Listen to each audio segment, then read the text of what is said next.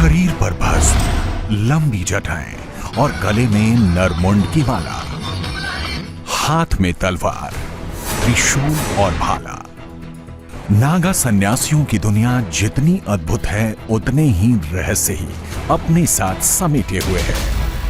नागा साधुओं का एक योद्धा के रूप में जिक्र किताबों में भले ही कम मिलता हो, लेकिन जब जब धर्म संकट में पड़ता है तब तब नागा साधु धर्म की रक्षा के लिए ना सिर्फ हथियार उठाते हैं बल्कि अपने प्राणों की आहुति देकर धर्म की रक्षा भी करते हैं।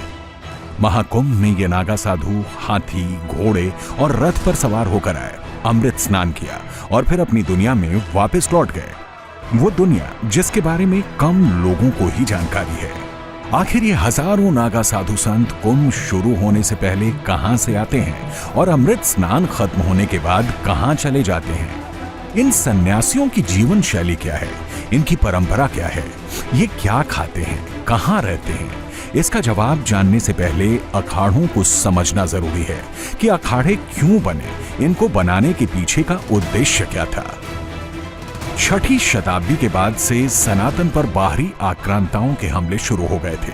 हिंदू धर्म से जुड़े मठ मंदिरों को तोड़ा जाने लगा, पुजारियों, श्रद्धालुओं पर हमले बढ़ गए, जिसके बाद सनातनी अखाड़ों की स्थापना आदि गुरु शंकराचार्य ने 8वीं शताब्दी में की थी। आदि शंकराचार्य ने शुरुआत में सिर्फ 4 अखाड़ों का गठन किया। इन अखाड़ों का एकमात्र मकसद सनातन का संरक्षण, प्रचार प्रसार रखा गया। आदि शंकराचार्य ने दशनामी संप्रदाय की नींव डालकर अद्वैत की फिर से स्थापना की। सरस्वती, गिरि, पुरी, वन, भारती, तीर्थ, सागर, अरण्य, पर्वत और आश्रम के तौर पर इन्हें बांटा गया। एक सनातन का ऐसा समय आया था कि चारों तरफ से सनातन विलुप्त होने के कगार पे था और उस समय शंकराचार्य जी का अवतरण हुआ यहाँ पृथ्वी पर और उन्हीं के कार्यकाल में धीरे धीरे उनका भ्रमण हुआ। पैदल चले गए वो और पैदल चलकर 3 बार भारतवर्ष की परिक्रमा कर उस समय के यहाँ बौद्ध, कापालिक जो भी मत और संप्रदाय के लोग थे उनको शास्त्रार्थ के द्वारा पराजित कर सभी जगह सनातन को पुनः स्थापित किया गया। पुनः स्थापित करने के बाद में उन्होंने चारों दिशाओं में 4 मठ बनाए। मठ बनाने के बाद में जब उनका समय, उनको जो कि वो भविष्य के इतने ये दर्शन के ज्ञाता थे, वो जानते थे कि ये परंपरा और ये व्यवस्था चलाने के लिए इसमें योद्धाओं की, सैनिकों की, सिपाहियों की ज़रूरत पड़ेगी। ये एक जो है व्यवस्था है सनातन की। तो उस समय जो हमारे महापुरुष उस समय के जो थे वहाँ साधु संत इत्यादि, उनको 10 नाम में भेज दिया गया विधिवत। चारों मठों से अलग अलग सन्यासी बनाए गए, उनको 10 नाम दिया गया, गिरि, पर्वत, सागर, पूरी, भारती, सरस्वती, वन, अरण्य, तीर्थ, आश्रम, ऐसे 10 सरनाम देकर उनको चारों मठों में से एक मठों की व्यवस्था और उतना भूखंड का भूभाग दिया गया। जैसे 5 राज्य उसमें, 5 राज्य इसमें, 6 राज्य वहाँ, ऐसे उत्तर, दक्षिण, पूर्व, पश्चिम में चारों दिशाओं में चारों मठों की स्थापना की। पहले भी साधु और सन्यासी हुआ करते थे। कुछ साधु गृहस्थ के, कुछ वैरागी थे।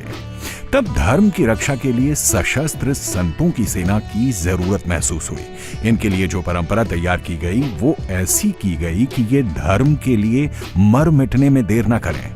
खुद का पिंडदान करने का नियम इसलिए बनाया गया ताकि वो मोह माया से मुक्त हों, सिर्फ धर्म युद्ध के लिए जीवन खपा सकें।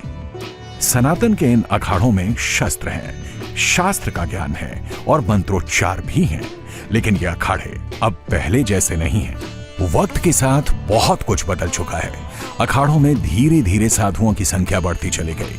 साधुओं की बढ़ती संख्या, अखाड़ों के बीच दूरी और वैचारिक मतभेद के चलते 12वीं शताब्दी तक अखाड़ों की संख्या बढ़कर 7 हो गई और धीरे धीरे विचारधारा, परंपरा, पूजा पद्धति के हिसाब से अखाड़ों की संख्या बढ़कर 13 पहुंच गई। सनातन के 13 अखाड़ों में 7 शैव, 3 वैष्णव और 3 उदासीन अखाड़े हैं, जिनके अलग अलग इष्ट देव, अलग अलग नियम हैं, लेकिन सभी का मकसद सनातन की रक्षा और प्रसार ही है। 13 अखाड़ों के अलावा कई दूसरे अखाड़े भी मान्यता देने की मांग कर रहे हैं। इनमें महिलाओं के लिए परी अखाड़ा और किन्नर अखाड़ा प्रमुख तौर पर शामिल है। अखाड़ा परिषद ने अभी तक किसी नए अखाड़े को मान्यता नहीं दी है। जूना अखाड़े ने महिलाओं के लिए अपनी एक शाखा का नाम सन्यासिनी अखाड़ा कर दिया है। किन्नर अखाड़ा भी अभी जूना अखाड़े के अधीन ही शाही स्नान करता है। साधु सन्यासियों की जीवन शैली बहुत कठोर होती है। नागा साधु बनने के लिए बहुत त्याग की जरूरत होती है। जो साधु नागा बनना चाहते हैं उनका पहले अखाड़ों में टेस्ट लिया जाता है। ये देखा जाता है कि वो नागा बनने योग्य हैं या नहीं। यहाँ सफलता मिलने पर ही अखाड़ों में एंट्री मिल पाती है। कठिन तो बताया गया है, इसमें कठिन तो है। सन्यास जीवन को ऐसे साधारण जीवन तो है ना। कभी जंगलों में, कभी पहाड़ों में, कभी भारत भ्रमण में अनेक तरह की कठिनाइयां आता है। उसमें उस कठिनाई को भूल के हम लोग अपना धर्म रक्षा के लिए एकत्रित होकर रहते हैं। शुरुआत होती है जैसे गुरु परंपरा से। ये जो धर्म ध्वजा आपको दिख रहा है, ये हमारा है कि भगवान की तरह हम इसको इष्ट मानते हैं। इसके नीचे चेला बनते हैं। और उस कठोरता क्या ना, ये सर्दी गर्मी इसकी कठोरता है। और इस पंथ में चलने के लिए तलवार के धारी जैसे समाज हमारा तलवार है, हम उस धार के ऊपर चलते हैं सन्यास धर्म में। तो कठोरता तो है। गुरु लोग अनेक तरह के शारीरिक यातना इसमें दिया जाता है। नागा सन्यासी बनने, धर्म रक्षक बनेंगे तो इसमें गुरु लोग पंच तत्वों को जो विलीन करने के लिए जो 5 तत्वों से बना है ये शरीर, उसका जो सब इसमें है अधिकार, उस अधिकार को उनसे वापस करा देने के लिए कठोर कर देते हैं गुरु लोग। इसमें थोड़ा यातना ज्यादा दिया जाती है। ये इतने टाइम में उठना है, इतना टाइम में सोना है, इतना टाइम में भस्मी लगाना है, इतना टाइम में भोजन करना है, इतना टाइम में, ये सब टाइम टेबल रहता है। सर्दी हो या गर्मी, मतलब उसको इतना कठोर कर दिया जाता है कि कोई परेशान जी, फिर कोई फर्क नहीं पड़ता। नहीं पड़ता है, कोई फर्क नहीं। नागा साधु बनने के लिए ब्रह्मचर्य का पालन करना अनिवार्य होता है। इस प्रक्रिया में 6 महीने से लेकर 1 साल तक का समय लग सकता है। परीक्षा में सफलता प्राप्त करने के लिए साधक को 5 गुरुओं से दीक्षा लेनी होती है, जो शिव, विष्णु, शक्ति, सूर्य और गणेश के रूप में जाने जाते हैं। इन्हें पंचदेव भी कहा जाता है। नागा साधु सांसारिक जीवन को त्याग कर आध्यात्मिक जीवन में प्रवेश करते हैं और अपने आत्म का पिंडदान करते हैं। कहा जाता है कि नागाओं का प्रशिक्षण किसी विश्वविद्यालय की डिग्री लेने से कम नहीं होता है। सबसे पहले जब उन्हें किसी अखाड़े में प्रवेश मिलता है तो 2-3 वर्ष तक उन्हें अखाड़ों को जानना होता है, अखाड़ों को समझना होता है, साधु की गतिविधियों को, साधु के दायित्वों को समझना होता है और फिर उसमें गुरु की सेवा भी करनी होती है। और ये भी कहा जाता है कि उस दौरान उनकी ब्रह्मचर्य की परीक्षा भी होती है। और ये भी कहा जाता है कि अगर जरा भी डिगता हुआ नज़र आता है तो कह दिया जाता है कि आप वापस जा सकते हैं गृहस्थ जीवन में। लेकिन फिर भी अगर कोई अडिग रहता है तो उसे महापुरुष घोषित किया जाता है। और महापुरुष अगर सफल हो गए तो महापुरुष हो गए, और महापुरुष हो गए तो 5 संस्कार और 5 गुरु के सानिध्य में रह के पंच संस्कार किया जाता है। 5 गुरु कौन? उसमें शिव, विष्णु, गणेश, सूर्य और शक्ति, ये 5 गुरु होते हैं जिनके सानिध्य में रहा जाता है। और ये भी कहा जाता है कि गुरु से इन नागा जो नए साधु होते हैं इनको गुरु से रुद्राक्ष मिलती है, नारियल मिलता है और भगवा वस्त्र मिल जाता है। और फिर गुरु प्रेम कटारी से चोटी काट लेते हैं। जहाँ मैं और मेरा ख़त्म हो जाता है, हम और हमारा शुरू हो जाता है, वहाँ से आप साधु हो जाते हैं, आप अवधूत हो जाते हैं। तो जहाँ हम और हमारा आ गया तो मैं और मेरा सब समाप्त, मेरे परिजन समाप्त, तो मैं समाप्त, अब हम हैं और हमारा है, ये कहते हुए वह अवधूत बन जाता है। 21वीं सदी में भी अखाड़ों के नियम बहुत कठोर हैं। हालांकि अभी ये उतने कठोर नहीं हैं जितने इनके गठन के वक्त थे। अब अखाड़े के नियम तोड़ने पर शारीरिक दंड का नियम लगभग खत्म कर दिया गया है। आजादी के बाद धर्म की रक्षा के लिए युद्ध की जरूरत खत्म हो गई है।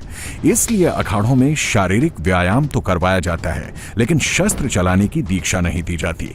अखाड़े में किसी साधु के प्रवेश को लेकर नियम भी काफी सरल कर दिए गए हैं। व्यवहार ज्ञान के आधार पर अखाड़ों में पद भी दिए जाने लगे हैं। नागा साधु दिन में सिर्फ एक बार ही भोजन करते हैं। इनका भोजन बहुत सात्विक होता है। इनके खाने में कंदमूल, फल, जड़ी बूटी और पत्तियां शामिल होती हैं। ये अपनी तपस्या के दौरान पूरी तरह से प्राकृतिक चीजों का ही सेवन करते हैं। इसके अलावा वो केवल भिक्षा लेकर ही खाते हैं। जंगलों में भी अन्न है, फल फ्रूट है। जैसे आदिवासी समाज का मनुष्य होते हैं, उनके पास चावल होता है, तो चावल आपका हर जगह मिलेगा। आटा, ये चावल, दो चीज हर जगह मिल जाएगा। तो उसी में लिए अपना हाथ से बनाए खाए पाए। देखो ये सब जो भक्षण अलग तरह के करते हैं, ये सब कोई बाबाजी संप्रदाय का चीज नहीं है।